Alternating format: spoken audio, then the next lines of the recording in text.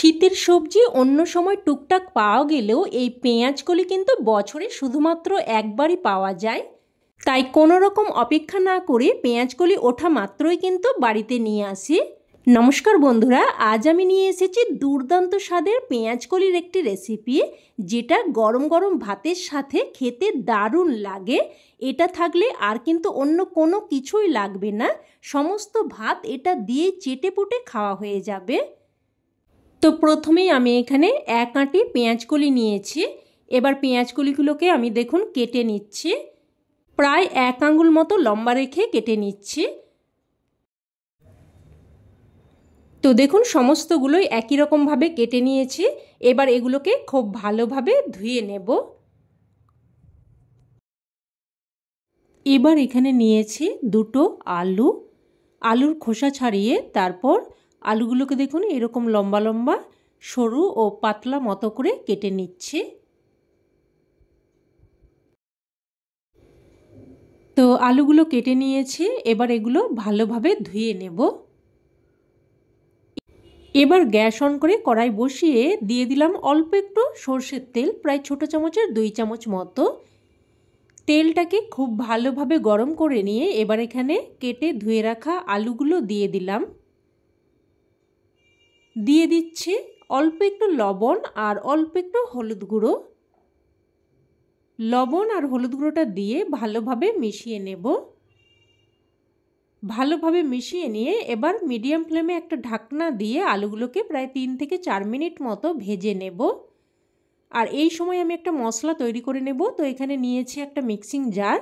Mixing জারের মধ্যে নিয়ে নিলাম একটা মিডিয়াম সাইজের কুচানো টমেটো আর একটা ছোট্ট সাইজের কুচানো পেঁয়াজ, আর নিয়ে নিচ্ছে হাফ চামচ সাদা বা হলুদ সর্ষে আর হাফ চামচ মতো কালো সর্ষে।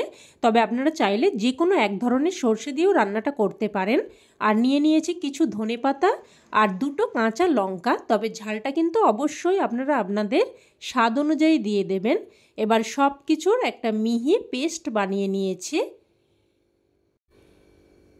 এবার এই মশলাটা একটা আমি পাত্রের মধ্যে ঢেলে রাখলাম। আর মিক্সিং জারের মধ্যে দেখুন এখানে অল্প একটু কিন্তু মশলা আমি রেখে দিয়েছি। তো মিক্সিং জারটা এক সাইডে রেখে দিচ্ছি, এটা কিন্তু আমার আবারও পরে কাজে লাগবে। আর এদিকে 3-4 মিনিট মতো ঢাকনা দিয়ে আলুগুলোকে ভেজে নিয়েছি। দেখুন আলুগুলো খুব সুন্দরভাবে ভাজা হয়ে গেছে। এবার আলুগুলো উঠিয়ে নিচ্ছি।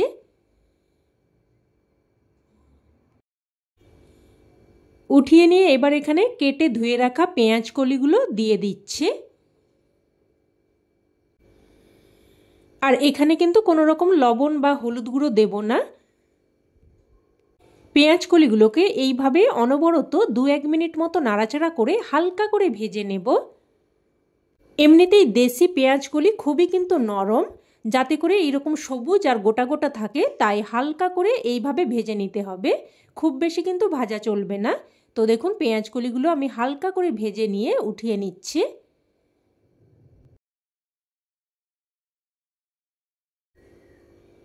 উঠিয়ে নিয়ে এবার ওই কড়াইয়ের মধ্যে আবারও অল্প একটু সর্ষের তেল দিয়ে দেব। তেল ভালোভাবে গরম হয়ে আসলে এবার এখানে তৈরি করে রাখা মশলার পেস্ট দিয়ে দিলাম। মশলার বাটি ধুয়ে অল্প একটু জলও দিয়ে দিলাম। দিয়ে দিলাম অল্প একটু প্রায় 1-3 চামচ মতো করে হলুদ গুঁড়ো, লঙ্কার গুঁড়ো আর স্বাদ অনুযায়ী লবণ। তবে আবারও বলছি, লবণ ঝাল এগুলো কিন্তু অবশ্যই আপনারা আপনাদের স্বাদ অনুযায়ী দিয়ে দেবেন। এবার সব কিছু নাড়াচাড়া করে মিশিয়ে নিয়ে একটা ঢাকনা দিয়ে মশলাটাকে প্রায় 2-3 মিনিট মতো কষিয়ে নেব। তো দেখুন ঢাকনা দিয়ে মশলাটাকে প্রায় 2-3 মিনিট মতো কষিয়ে নিয়েছি। এবার এখানে ভেজে রাখা আলুগুলো দিয়ে দিচ্ছি। পাত্রটা ধুয়ে অল্প একটু জলও দিয়ে দিচ্ছি। এবার আবারও সব কিছু ভালো করে নাড়াচাড়া করে মিশিয়ে নেব। মিশিয়ে নিয়ে আবারও একটা ঢাকনা দিয়ে কিন্তু মশলাটাকে প্রায় 2 মিনিট মতো কষিয়ে নেব।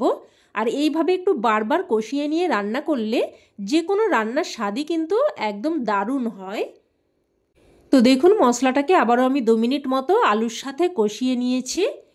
এবার আমি এখানে দিয়ে দিচ্ছি গরম জল। আর জলটা কিন্তু একটু বেশি পরিমাণেই দিতে হবে। আর অবশ্যই গরম জলটাই দেওয়ার চেষ্টা করবেন।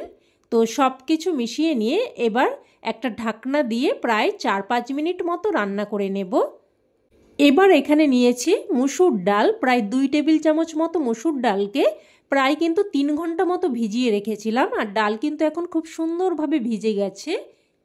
এবার দেখুন আমি যে মিক্সিং জারের মধ্যে মশলাটা রেখে দিয়েছিলাম, তো মিক্সিং জারটা নিয়ে নিয়েছি আর ওই জারের মধ্যেই এবার মুসুর ডালটা নিয়ে নিচ্ছি। তো জলটা ছেঁকে ডালটা নিয়ে নিলাম। এবার এটাকে একটা মিহি পেস্ট বানিয়ে নিয়েছি। ডালের পেস্টটাকে অন্য একটা পাত্রের মধ্যে ঢেলে নিচ্ছি। আর মিক্সিং জারটা ধুয়ে সামান্য একটু জল দিয়ে দিলাম স্বাদ অনুযায়ী লবণ, আর অল্প একটু হিং দিয়ে দিচ্ছি। এতে করে কিন্তু ফ্লেভারটা খুবই সুন্দর আসবে। এবার সব কিছু খুব ভালোভাবে মিশিয়ে নেব, আর এইভাবে দেখুন খুব ভালোভাবে ফেটিয়ে নিতে হবে। তো দেখুন খুব সুন্দরভাবে ফেটিয়ে নিয়েছি। এবার এটাকে এক সাইডে রেখে দিচ্ছি। আর এদিকে কিন্তু প্রায় 4-5 মিনিট মতো রান্না করে নিয়েছি। আর দেখে নেব আলু সেদ্ধ হয়েছে কিনা। দেখুন আলু কিন্তু খুব সুন্দরভাবে সেদ্ধ হয়ে গেছে।